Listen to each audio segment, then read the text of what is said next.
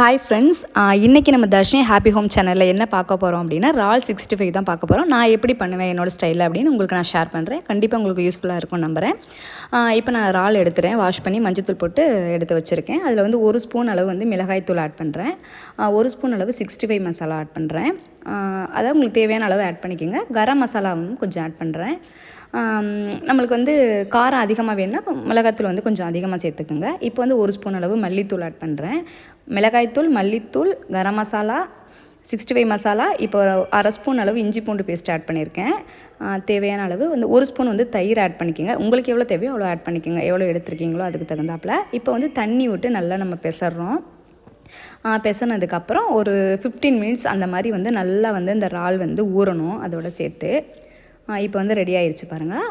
இப்போ நம்ம எப்போதும் போல் கடாயில் எண்ணெய் விட்டு கொஞ்சம் நிறைய எண்ணெய் விட்டுக்குங்க. விட்டு அதை எல்லா இறாலையும் வந்து அதில் சேர்க்கணும்.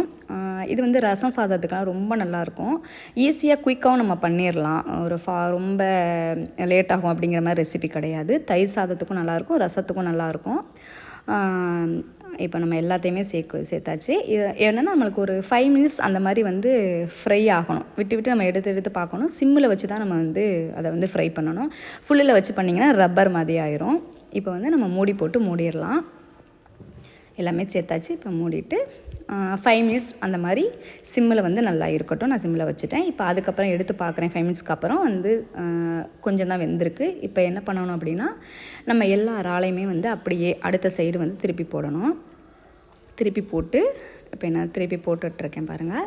எல்லாத்தையும் திருப்பி போட்டு மறுபடியும் என்ன பண்ணணும் அப்படின்னா மூடி போட்டு ஒரு 5 மினிட்ஸ் மாதிரி மறுபடியும் வேகணும். ஃபுல்லில் மட்டும் வச்சிடாதீங்க, இதாயிரும். இப்போ மறுபடியும் 5 மினிட்ஸ்க்கு அப்புறம் எடுத்து பார்க்கும்போது ரெடி ஆகிடுச்சு பாருங்கள். நல்லா வந்து ஒரு கிறிஸ்பினஸ் வந்துருச்சு, நல்லா வெந்துருச்சு. இந்த மாதிரி ப்ரௌனிஷ் கலரில் வரணும், அப்போ தான் ரெடி ஆகிறதுக்கான அர்த்தம். இப்போ வந்து கொஞ்சமாக அதில் வந்து நம்மளுக்கு பெப்பர் தூள் வந்து ஆட் பண்ணணும். லாஸ்ட்டாக தான் ஆட் பண்ணணும், இடையில தான் ஆட் பண்ணிடாதீங்க, நல்லா இருக்காது. இப்போ வந்து நல்லா ஃப்ரை பண்ணியாச்சு. இனி வந்து நம்ம ஆஃப் பண்ணிடலாம்.